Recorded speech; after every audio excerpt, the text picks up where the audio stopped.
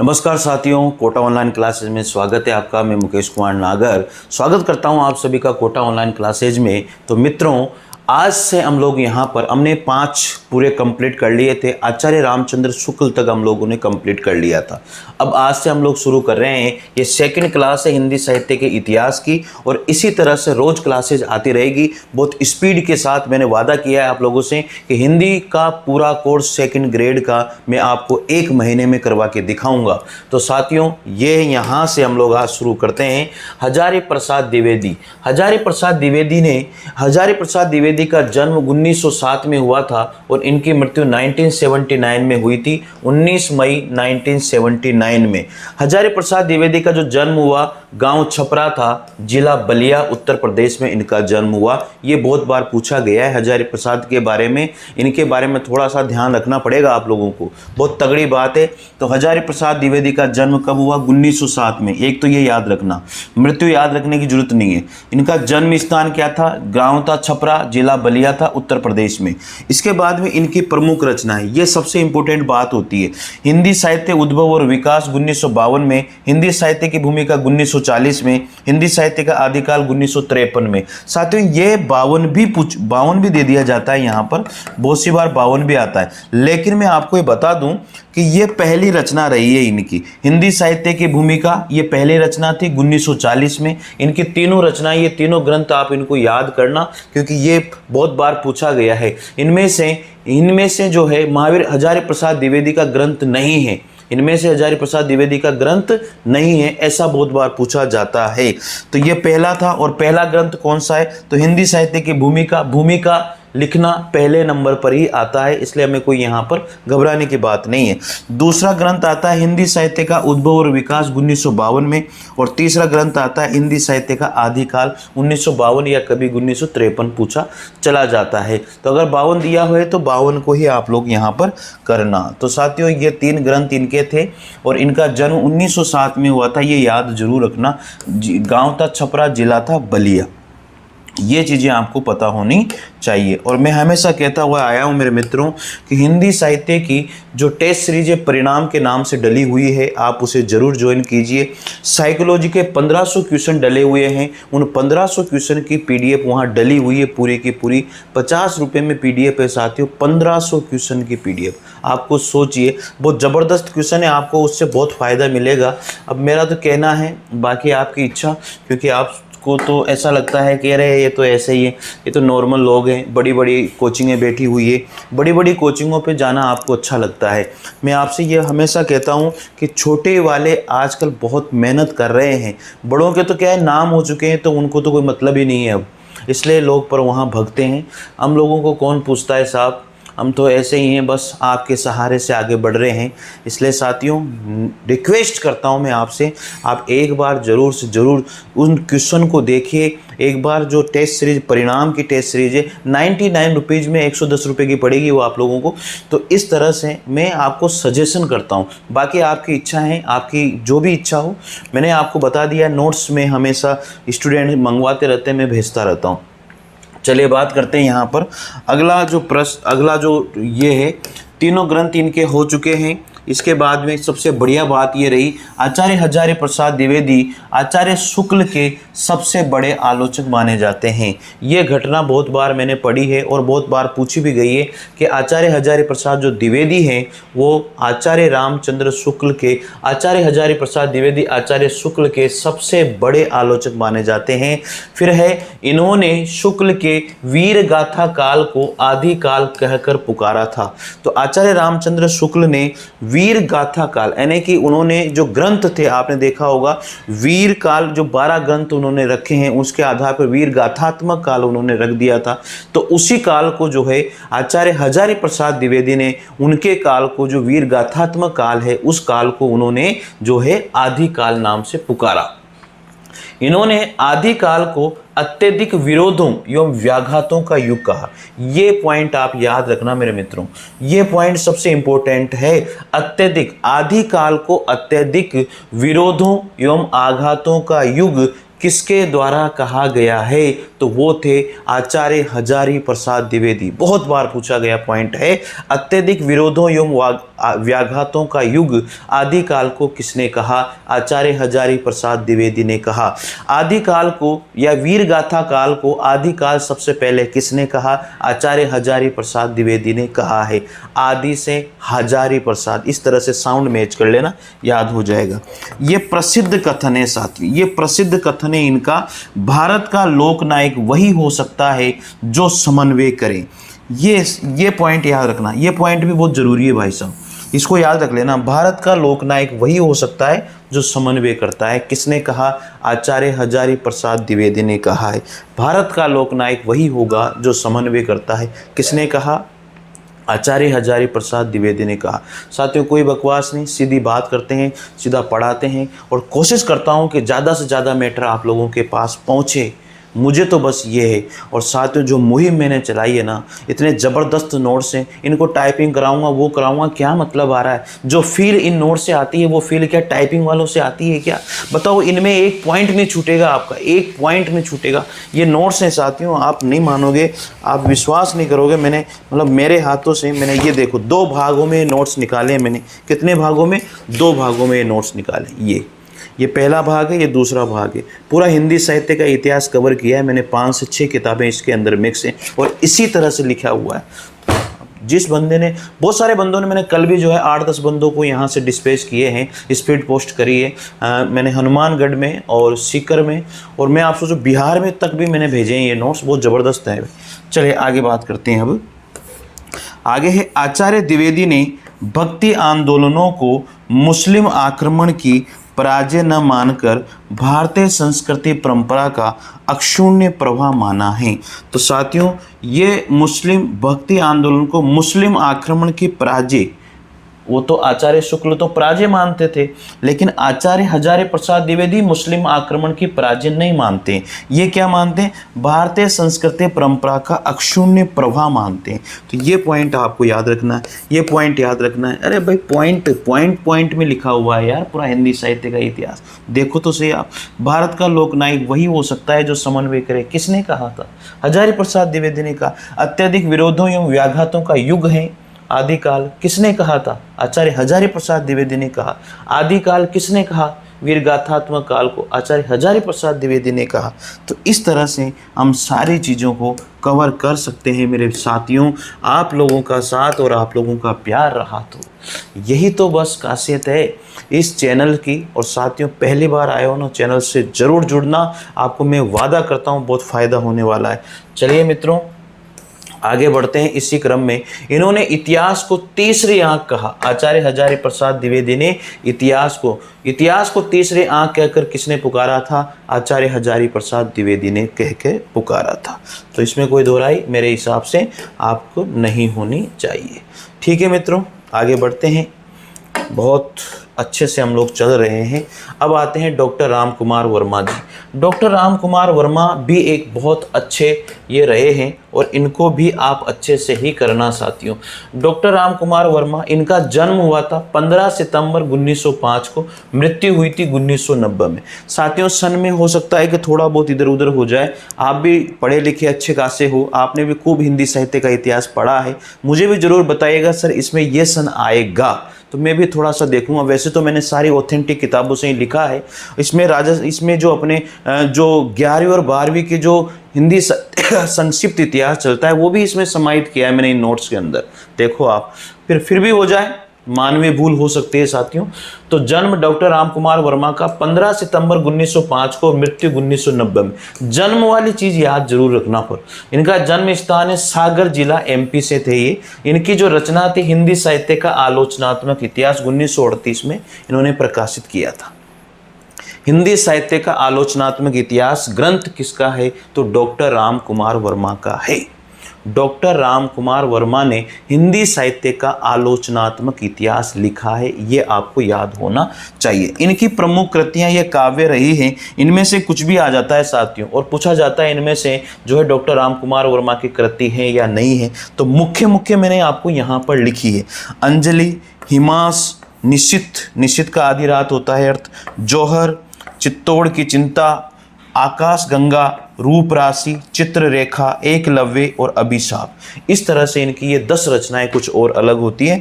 Anjali doctor Ram Kumar Verma की, हिमहास, निशित, जौहर, चित्तौड़ की आंख, ये जौहर बहुत बार पूछी गई है, चित्तौड़ की आंख बहुत बार पूछी गई है साथियों।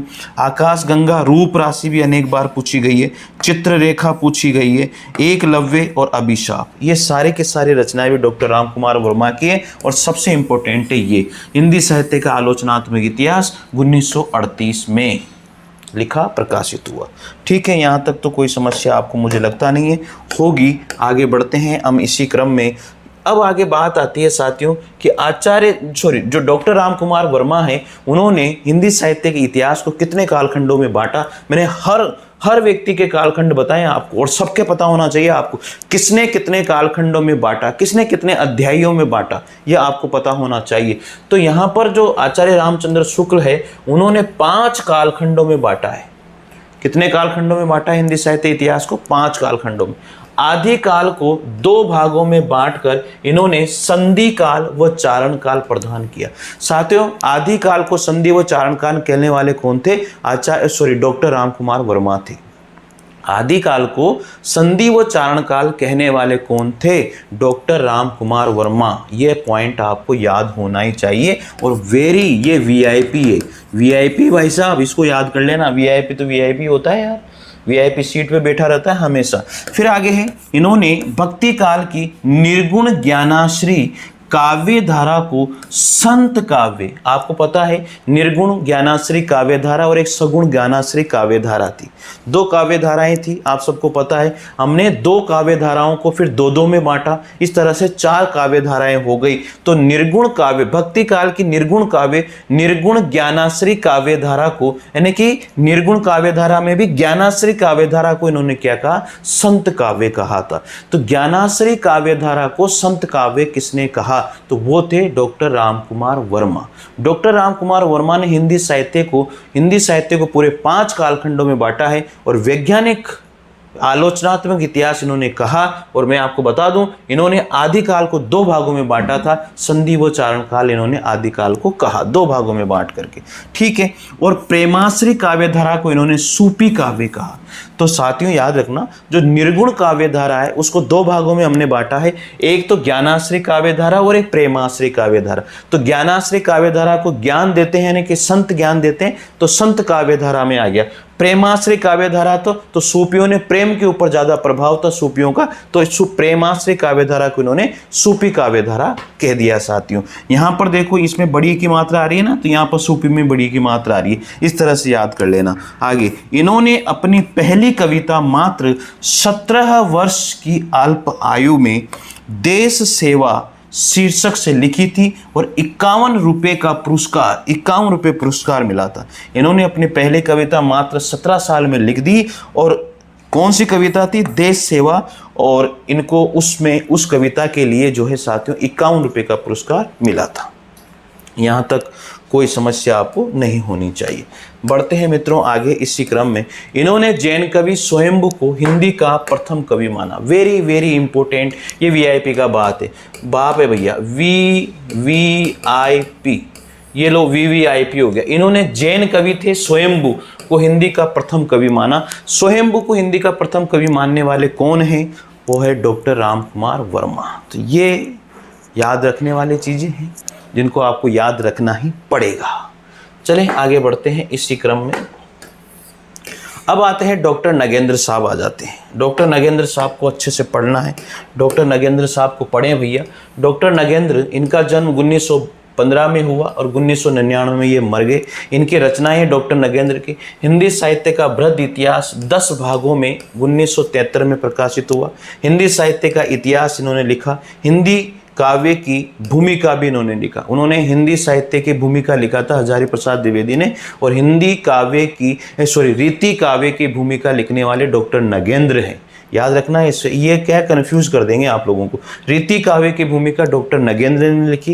हिंदी साहित्य का इतिहास भी इन्होंने लिखा। हिंदी साहित्य का वृद्ध इतिहास 10 भागों में 1973 में इन्होंने लिखा। हिंदी साहित्य का वृद्ध इतिहास, ये वृद्ध याद रखना भाई, वृद्ध इतिहास लिखने वाले डॉक्टर नगेंद्र थे। आगे बात करते हैं, अब 10वें नंबर पर आ गए हैं हम लोग, और वो हैं डॉक्टर गणपति चंद्र गुप्त। कौन है? डॉक्टर गणपति चंद्र गुप्त। नगेंद्र के बारे में ज़्यादा बात यहाँ नहीं करेंगे क्योंकि इतना कुछ पूछा नहीं जाता है, थोड़ा बहुत ही पूछा जाता है। तो 9वें नंबर पर है डॉक्टर गणपति चंद्र गुप्त। इनका जन्म 15 जुलाई 1928 को हुआ है, याद रखना। डॉक्टर गणपति चंद्र गुप्त का 15 जुलाई 1928 को हुआ। कितने साथी हैं जो मेरे साथ नोट्स बना रहे हैं? कमेंट सारे साथी करेंगे और लाइक ठोक दिया करो यार, थोड़ा सा प्रोत्साहन और उत्साह मिल जाता है। आप लोगों के लिए तो कर रहे हैं यार, आप लोगों का प्यार बस इतना मिलता रहे यार, लाइक तो ठोक ही दिया करो जिसमें। और कितने साथी जो है मेरे साथ पढ़ रहे हैं, कमेंट करके मुझे बताएंगे आज कि सर मैं जुड़ा हुआ हूँ और आपके पढ़ाए हुए ही नोट्स में बना रहा हूँ। तो ज़रूर से ज़रूर कमेंट आना चाहिए ताकि मुझे लगे कि यार मेरे भरोसे कितने सारे साथी चल रहे हैं, तो मैं इन साथियों को कैसे धोखा दे सकता हूँ। मेरा ज़मीर, मेरा शरीर भी धोखा नहीं दे सकता, तो मैं कैसे धोखा दे सकता हूँ। तो साथियों ज़रूर आपका कमेंट आना चाहिए। और आप लाइब्रेरी में पढ़ रहे हो, कहाँ पर भी पढ़ रहे हो, तो अपने मित्रों को बताइए। अगर आप चाहते हो मैं नोट्स लेना चाहता हूँ या कोई भी टेस्ट सीरीज में लेना चाहता हूँ, तो हम छोटे लोगों को भी कीजिए थोड़ा सा प्रोत्साहन। अगर आप लोग हमसे जुड़ेंगे तो हम भी एक दिन उन्हीं तरह बड़े बड़े हो जाएंगे, लेकिन अपने ज़मीर को नहीं भूलेंगे। साथियों, मैंने 99 रुपये में टेस्ट सीरीज दी है, तो 99 से 51 में कर सकता हूँ, लेकिन 100 में नहीं कर सकता। ये मेरा कभी भी वादा रहेगा, हमेशा, कभी ऐसा हो नहीं सकता। 1500 रुपये में क्यों टेस्ट सीरीज ले रहे हो भाई? हाँ, क्या मतलब आ रहा है? आगे देखते हैं। इनका डॉक्टर गणपति चंद्र गुप्त का 15 जुलाई 1928 में इनकी जो रचना थी, देखो, डॉक्टर राम कुमार वर्मा ने हिंदी साहित्य का आलोचनात्मक इतिहास लिखा, गणपति चंद्र गुप्त ने वैज्ञानिक इतिहास लिखा। ये याद करना, बस एक पॉइंट याद करना है। उन्होंने 10 खंडों में, इन्होंने 2 खंडों में, ठीक है, तो याद हो जाएगा। हिंदी साहित्य का वैज्ञानिक इतिहास 2 खंडों में। प्रकाशन वर्ष था इसका 1965, उसका 1938 था। तो डॉक्टर गणपति चंद्र गुप्त की बात होगी। काल विभाजन 4 प्रधान कालखंडों में इन्होंने इसको बांटा है। कितने कालखंडों में? 4 प्रधान कालखंडों में। ये इंपॉर्टेंट है पॉइंट, इस पॉइंट को नोट करना। इन्होंने प्रेमाख्यान काव्य परंपरा को रोमांसिक कथा काव्य परंपरा प्रदान किया है। प्रेमाख्यान काव्य परंपरा को इन्होंने क्या माना? रोमांसिक कथा काव्य परंपरा नाम दिया। ये पॉइंट याद करना। इन्होंने, अगला पॉइंट है, इन्होंने शालिभद्र सूरी, इन्होंने शालिभद्र सूरी को हिंदी का प्रथम कवि माना है।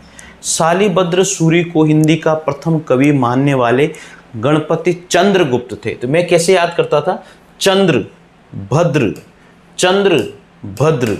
तो शालिभद्र सूरी को किसने? डॉक्टर गणपति चंद्र ने पहला कवि माना है। किसका? हिंदी साहित्य का प्रथम कवि डॉक्टर गणपति चंद्र ने हिंदी साहित्य का पहला कवि शालिभद्र सूरी को माना है। तो यहाँ तक कोई दिक्कत नहीं है ना। अब डॉक्टर राम कुमार वर्मा ने किसको माना? स्वयंभू को माना। ये रहा स्वयंभू। स्वयंभू को हिंदी का प्रथम कवि किसने माना? ये रहा डॉक्टर राम कुमार वर्मा, ठीक है। तो इसमें कोई दिक्कत नहीं है। डॉक्टर राम कुमार वर्मा की बहुत सारी कृतियाँ भी थी जो आप लोगों को ध्यान देनी है।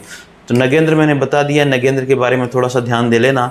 इसके बाद में लास्ट में आ जाते हैं हम लोग हिंदी साहित्य का वृद्ध इतिहास, और ये समाप्तित था हिंदी साहित्य का वृद्ध इतिहास जो है साथियों, आपको याद रखना है। हिंदी साहित्य का वृद्ध इतिहास नागरी प्रचारणी सभा काशी के द्वारा 16 खंडों में, ये याद करना।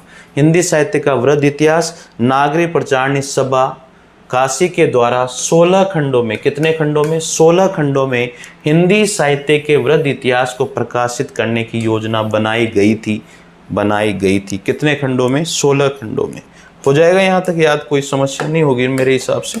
आगे बढ़ते हैं। अब साथियों, यहाँ पर मैंने एक साथ सारी चीज़ें लिख दी है। जितनी भी चीज़ें मैंने पढ़ाई है ना अभी, वो एक साथ यहाँ पर लिख दी है। मोजा ही मोजा है, मैं कह रहा हूँ ना आपसे। ऐसे नोट्स हैं, देखो आप कैसे याद नहीं होंगे यार, आप विश्वास करके देखिए। ये सारे नोट्स आपको, इनकी PDF आपको जो है साथियों वहाँ मिलने वाली है ऐप के ऊपर टेस्ट सीरीज के साथ, ठीक है, अगर नहीं मिले तो मेरे से बता देना, मैं डाल दूंगा, और क्या दिक्कत।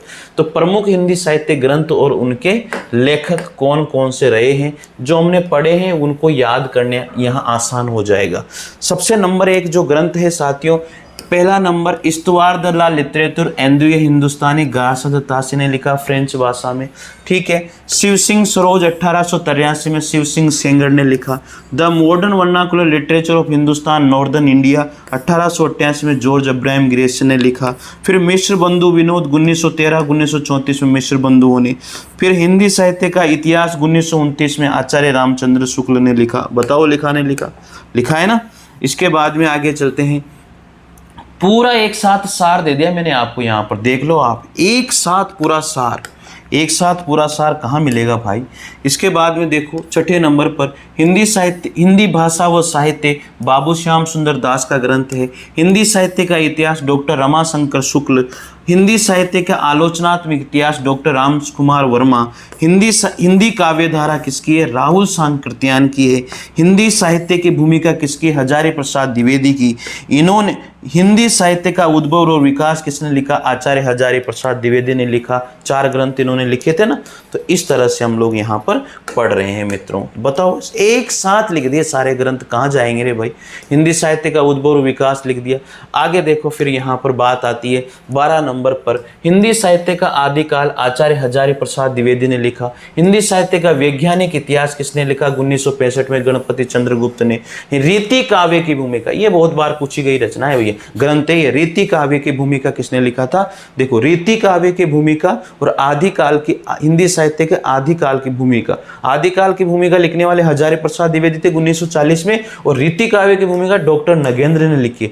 हिंदी काव्य शास्त्र डॉक्टर भागीरथ मिश्र, हिंदी काव्य शास्त्र डॉक्टर भागीरथ मिश्र का रहा है ग्रंथ। तो मेरे प्यारे साथियों, ये आपको शायद अच्छा लग रहा होगा और निश्चित रूप से आप मुझे बताओगे कमेंट करके, सर मस्त नोट्स हैं आपकी। आपका कमेंट आना चाहिए, आप दिल से बताना चाहते हो मेरे से कि मैं आपके साथ मेहनत कर रहा हूँ नहीं कर रहा हूँ, और आप मेरे साथ कितने साथी मेहनत कर रहे हैं जो नोट्स को लिख रहे हैं, पढ़ रहे हैं। आगे देखते हैं हिंदी साहित्य का अतीत। हिंदी साहित्य का अतीत जो ग्रंथ है वो है विश्वनाथ प्रसाद मिश्र का। राजस्थानी भाषा और साहित्य डॉक्टर मोतीलाल मेनारिया। राजस्थानी का पिंगल साहित्य मोतीलाल मेनारिया। राजस्थानी की बात आएगी जहां पर मोतीलाल मेनारिया ही नाम आएगा। आगे हिंदी साहित्य का इतिहास दर्शन नलिन विलोचन शर्मा, नलिन विलोचन शर्मा। हिंदी साहित्य का इतिहास दर्शन किसका है, नलिन विलोचन शर्मा का है। आधुनिक साहित्य नंद दुलारे वाजपेयी का है। फिर है हिंदी साहित्य का आधुनिक इतिहास अज्ञे का है। हिंदी साहित्य और संवेदना का विकास राम स्वरूप चतुर्वेदी का है। हिंदी साहित्य और संवेदना का विकास राम स्वरूप चतुर्वेदी का है। साथियों ये बात जबरदस्त है यार, मजा आ गया सर यार, क्या लिखा है आपने यार। फिर आगे पढ़ते हैं 23 नंबर पर आ जाते हैं। कहाँ से जाएगा भैया, एक भी छूटेगा क्या बताओ, अरे कहाँ से जाएगा पेपर में, हाँ वो पेपर वाला ही मर जाए तो भी नहीं छूटने वाला यहाँ से, ठीक है ना। आगे देखते हैं हिंदी साहित्य की कहानी प्रभाकर माचवे की है। आधुनिक साहित्य की प्रवृत्तियां डॉक्टर नामवर सिंह की, ये बहुत बार पूछी गई है ये रचना। आधुनिक साहित्य की प्रवृत्तियां डॉक्टर नामवर सिंह की रही है, याद रख लेना इसको। आधुनिक हिंदी साहित्य 1941 में डॉक्टर लक्ष्मी सागर वार्ष्णेय ने किया था हिंदी अनुवाद हिंदी साहित्य का, ठीक है। हिंदी साहित्य नाम से ही डॉक्टर धीरेन्द्र वर्मा ने रचना लिखी, ग्रंथ लिखा। हिंदी काव्य शास्त्र का इतिहास, हिंदी काव्य शास्त्र का इतिहास डॉक्टर भागीरथ मिश्र। हिंदी साहित्य का अतीत विश्वनाथ प्रसाद मिश्र ने लिखा। 29 नंबर पर एक कविता कौमुदी 2 भागों में राम नरेश त्रिपाठी के द्वारा लिखा गया ग्रंथ रहा है, ठीक है मित्रों। यहाँ तक बात हो गई। अब लिख करके इनको 2 से 4 बार ट्रिक बना करके कैसे भी जब लिख लोगे ना तो इनको बार बार पढ़ना, बार बार वीडियो को सुनो, आपको पता लग जाएगा, याद भी हो जाएगा, ठीक है। कोई दिक्कत वाली बड़ी बात नहीं है, बार बार पढ़ोगे अपने आप याद हो जाएगा। इन कविता कौमुदी 2 भागों में पंडित राम नरेश त्रिपाठी का। हिंदी साहित्य का संक्षिप्त इतिहास नंद दुलारे वाजपेयी का, यह भी बहुत बार पूछा गया है। हिंदी साहित्य का संक्षिप्त इतिहास बहुत बार पूछा गया है, ये नंद दुलारे वाजपेयी का है। हिंदी साहित्य का संक्षिप्त इतिहास नंद दुलारे वाजपेयी का रहा है, अनेक बार पूछा गया है, ठीक है। अब आपको पता है राहुल सांकृत्यायन को क्या कहा जाता है, राहुल सांकृत्यायन को महापंडित के नाम से भी जाना जाता है। राहुल सांकृत्यायन को महापंडित भी कहते हैं, ये भी अनेक बार पूछा है। 31 नंबर पर है, पुरानी हिंदी किसने कहा? चंद्रधर शर्मा गुलेरी ने कहा है ना। इन्होंने राजा मुंज को, चंद्रधर शर्मा गुलेरी ने राजा मुंज को पुरानी हिंदी का प्रथम कवि माना है। तो चंद्रधर शर्मा गुलेरी राजा मुंज को जो है पुरानी हिंदी का प्रथम कवि मानते हैं। अगला है, तो पुरानी हिंदी किसने कहा? चंद्रधर शर्मा गुलेरी ने कहा है। किसको? प्रवर्तक, यानी कि अपभ्रंश भाषा को पुरानी हिंदी कह के पुकारा था। किसने? चंद्रधर शर्मा गुलेरी ने। ये याद हो जाएगा ना, कोई दिक्कत नहीं है इसमें। चलिए, जैसे टॉपिक खत्म होगा हम लोग क्वेश्चन आंसर भी करेंगे साथ में। हिंदी साहित्य का दूसरा इतिहास डॉक्टर बच्चन सिंह। हिंदी साहित्य का दूसरा इतिहास डॉक्टर बच्चन सिंह ने। हिंदी साहित्य और संवेदना का विकास डॉक्टर राम स्वरूप चतुर्वेदी ने। हिंदी भाषा का उद्भव और विकास, ये सबसे मेन है। हिंदी भाषा का उद्भव और विकास उदय नारायण तिवारी। हिंदी भाषा का उद्भव और विकास उदय नारायण। उद्गम, देखो उद्भव और विकास, उद्भव और विकास हजारी प्रसाद द्विवेदी और उद्गम और विकास डॉक्टर उदय नारायण तिवारी। याद रखना, यहाँ पर थोड़ा सा कंफ्यूजन हो जाएगा आपको। उद्गम और विकास पर अगर बात करेंगे तो उदय नारायण, उद्गम आएगा तो उदय नारायण तिवारी और उद्भव आएगा तो हजारी प्रसाद द्विवेदी। ये कंफ्यूजन आप यहाँ मत पालना। और ये मैंने जब एग्जाम दिया था तब ये क्वेश्चन आया था, ठीक है। यहाँ पर तो कोई संशय ही नहीं है। उद्गम में उदय नारायण तिवारी और उद्भव में हजारी प्रसाद द्विवेदी। तो ये सारे जो नोट्स हैं, हमने पूरा एक टॉपिक हिंदी साहित्य के इतिहास का कंप्लीट कर लिया है। मित्रों, आपका प्यार इसी तरह से बना रहे और ये पूरी की पूरा मैंने जो है हिंदी साहित्य का इतिहास, कालक्रम, परंपरा जो रही है उसको पूरे की पूरी मैंने आपको बता दिया है। तो साथियों, अगली जो क्लास होगी ना आपके लिए, अगली जो क्लास होगी मैं बता देता हूँ। अगली क्लास किसकी आने वाली है?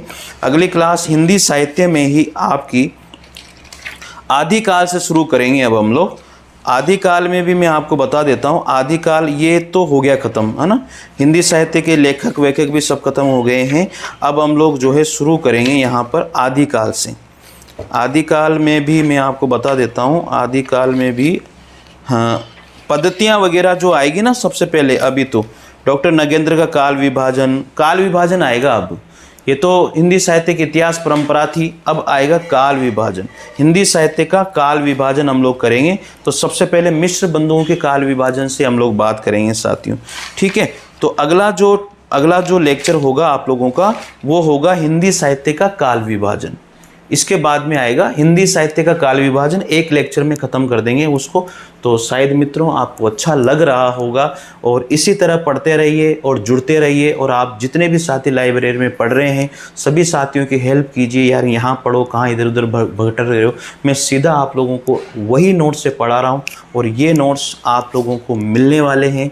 आप लोग थोड़ा सा विश्वास और प्यार बनाइए और साथियों ज़रूर से ज़रूर इन नोट्स को मंगवाइए। चाहे आप यूपी में पीजीटी टीजीटी की तैयारी कर रहे हो या फिर बिहार में आप पीजीटी टीजीटी की तैयारी पर कर रहे हो बीपीएससी की, या फिर साथियों RPSC first grade second grade की तैयारी कर रहे हो। बहुत ज़बरदस्त नोट्स हैं, एक भी क्वेश्चन आपका बाहर नहीं जाएगा। मैं वादा करता हूँ हिंदी साहित्य का इतिहास का, ग्रामर का इनसे बाहर नहीं जाएगा। ये पूरी ग्रामर का हैंड रिटन है जो मैं आप लोगों को करवा रहा हूँ। इसके बाद में साथियों प्रश्न बैंक है, ये टॉपिक वाइज प्रश्न बैंक है हिंदी साहित्य का इतिहास और काव्य शास्त्र का, आप लोग देखिएगा। और हिंदी साहित्य का वन लाइनर ब्रह्मास्त्र नोट से वन लाइनर काव्य शास्त्र और हिंदी साहित्य का इतिहास का, जैसा भी आपको लगे आप मंगवा सकते हैं और आपकी इच्छा है। बाकी तो यहाँ करवा ही रहा हूँ, ठीक है। पूरी कोशिश आप लोगों के साथ है, आप लोगों की मेहनत और आप लोगों का प्यार ऐसे ही मिलता रहेगा। सपोर्ट आप ऐसे ही करते रहिए साथियों। वीडियो को लाइक और शेयर ज़रूर कर दिया करें। पहली बार आए तो चैनल को सब्सक्राइब कीजिएगा। आपका कमेंट मुझे बहुत जोश और उत्साह दिलाता है। साथ आपने ये भी लिख दिया ना, बहुत बहुत धन्यवाद सर, जिसमें मुझे बहुत खुशी मिलती है। बस इतना सा है और तो क्या है। धन्यवाद साथियों, इसी तरह प्यार और मोहब्बत बनाए रखें। Thank you.